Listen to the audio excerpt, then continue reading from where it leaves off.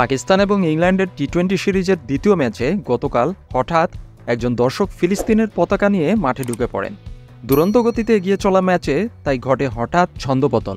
পাকিস্তান যখন ইংল্যান্ডের দেওয়া 184 রানের টার্গেটে ব্যাট করছিল তখনই ঘটে এই ঘটনা। তীব্র গতিতে দৌড়ে মাঠে ঢুকে পড়েন সেই দর্শক এবং খেলোয়াড়, নিরাপত্তাকর্মী সবাইকে ফাঁকি দিয়ে দৌড়াতে থাকেন। অবশেষে একসময় নিরাপত্তায় নিয়োজিত ব্যক্তিরা তাকে ধরে ফেলেন এবং খেলা পুনরায় শুরু হয়। সেই দর্শক পিচের উপর দিয়ে ফিলিস্তিনের পতাকা নিয়ে দৌড়ে যান, কিন্তু বেশি দূর এগোতে পারেননি। প্রায় 7-8 জন নিরাপত্তাকর্মী তাকে ঘিরে ফেলেন এবং মাঠের বাইরে টেনে হিঁচড়ে নিয়ে যান। এ সময় গ্যালারির দর্শকদের পাকিস্তান পাকিস্তান, ফিলিস্তিন ফিলিস্তিন বলে স্লোগান দিতে শোনা যায়। পাকিস্তানি ব্যাটসম্যান এবং ইংল্যান্ডের খেলোয়াড়েরা এ সময় স্থির হয়ে দাঁড়িয়েছিলেন।